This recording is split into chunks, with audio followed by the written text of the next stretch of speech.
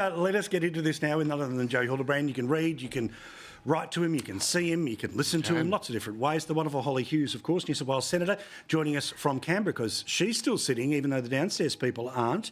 So, That's right. Hollie, the Prime Minister is double disillusioned because he may not get what he wants when it comes to the housing funds. But of course, that's because the economy's going amazing. No one's got a problem with him. Literally tonight, the former a hero of the union movement and the CEOs are telling him there's a problem. It's more expensive than even before the pandemic to build a house, let alone all of the other issues that mean that currently 53% of people think the Prime Minister's doing a poor or very poor job, and 57% of people can't name a single thing that's made their life better. But no, bring on a double D.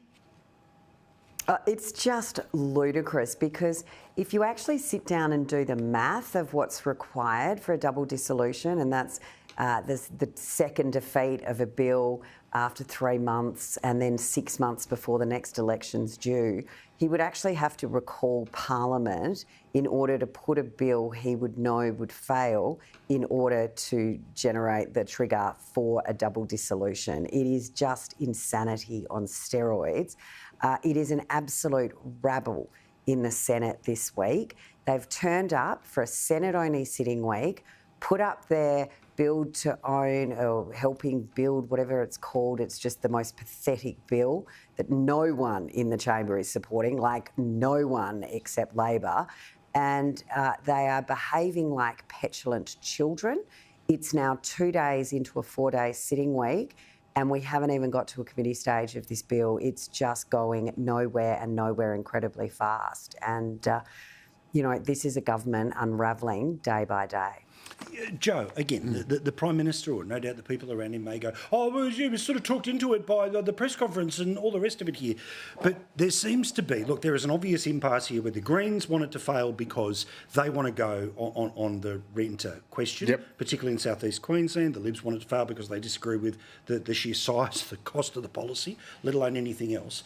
So, I mean, does he actually think that anyone sitting around a barbecue is going to be convinced by his plight as a reason for us to go to have an election? Oh, he's not going to go to a double D. Yeah. And there's no way he would. There's no reason he would. Tactically or logistically, Hollie's quite right. It would be all but impossible. He wants to go to an election, I am sure, and I'm not repeating anything he's told me, but I have no doubt I've said this all along. He wants to go full term. It is clear as the nose on your face that the best chance of Labor getting re-elected with a majority is giving the Reserve Bank as much time as possible to start cutting interest rates so that people think that the future is going to get better. They forget the lean years of the past, and Albanese can say at the end of all this, see, I did it, I've gone full term, I haven't done it. People don't like early elections in Australia generally. They almost always backfire. Bob Hawke in 1984 was a pretty good example. Malcolm Turnbull, 2016. Exactly right. So he goes full term. He says, I've always said I was going to go full term. I've done that. The RBA is almost certainly going to cut interest rates, touch wood, in the first half of next year. So he goes in April, May. And away you go. I think he's simply keeping everyone on their toes, and I think he's been doing this quite effectively all year. You've had people making all sorts of predictions. We're meant to be in the middle of an election campaign now, if not already having gone to the polls, according to some predictions. And so he's got everyone sort of up in a lather, whilst he's still just quietly plodding a long game. That's very kind of you. Let's talk here about what's happening with Victoria. He's doing his best. Well done. I'd get that feeling. I've been there before. Don't worry. It'll get better. Now, of course, one of the keys apparently to the Liberal Party getting even close. Now, again, I think the analysis that has been discussed from the former Labor senator from Queensland is a little too favourable to the coalition, but it's the one that suggests that there could be a minority government in either direction. For that to happen, something pretty significant has to happen in Victoria. Now, the expectations were that a very significant number of seats that Peter Dutton would require would come from there. The analysis and beliefs seem to be the Andrews effect doesn't really matter anymore. But whether there's a crossover, we'll all wait and see. Now, I get it, Hollie. You are not from Victoria, but you'd know plenty of people from there inside the political world. Why would there be a sense of hope amongst Victorian Liberals that federal seats that they've lost are about to come back their way when we know what the advertising's going to be? Black and white pictures of Peter Dutton, the cop from Queensland, ooga booga, ooga booga, vote Labor. Yeah, I read that article today too. I mean, I guess the first thing they'd be hoping is that their organisational wing and their state parliamentary team keep their mouths shut. Stop recording each other. Stuff up like New South Wales division did of the Liberal Party. I mean, they are just the king of own goals. And Victoria hasn't exactly been a shining light of great Liberal groundbreaking efforts. So I think they'd be hoping that this whole pseudo-deeming issue goes away pretty quickly and that the state team shuts up, gets some good candidates. I know people like Tim Wilson have been working really hard for a long time. There's also a number of teals down there who not only are they not delivering, but they're consistently voting with the Greens and Labor at every opportunity. So the reality is, and everyone's predicting this, that we're going to go to some form of minority government. That is almost the worst outcome for the country I think any of us can imagine. I think the only thing worse than just a blanket minority government is minority government with this Labor government in partnership with the Greens. And you can see Adam Bandt lining himself up now. Well, the Teals will be trying to get out of it what they can, but the Teals have proven that they are just a vacuous waste of space. They achieve nothing. Their one issue, climate change. I mean, this is how politically savvy these people are. They literally came in pretty much week 1 or 2 of this government and got their climate change, emissions target in legislation and lost their only issue. It was literally their only issue, and they gave it away within the first couple of weeks of the parliament. And don't forget, though, they are just nothing. Yeah, well, they're also now pretending that it's about 2035 targets, and theirs is 75%, which, of course, is... but climate change is not anywhere near. Climate change is not anywhere where it was because people can't afford the rent, they can't afford the mortgage, they can't afford the groceries, they can't afford their power bills. And the power bills in particular are being reinforced by this ridiculous race to renewables that this government, along with the Teals and the Greens, is consistently chasing. Sing it, sister. Joe, you wrote about council and how local councils, it's all now, not roads, rates, rubbish, it's, a little bit of jihad and a lot of other weirdness that goes in there. But I wanted to come at it from a different angle. How do you think council lost its way? Because the process is exactly the same, where people put their hand up, and normally the overly earnest put their hand up, they get in the room. But what was it about the way our politics works now that a council, that a councillor would feel that there's greater political benefit to them in mouthing off about something they have no responsibility for?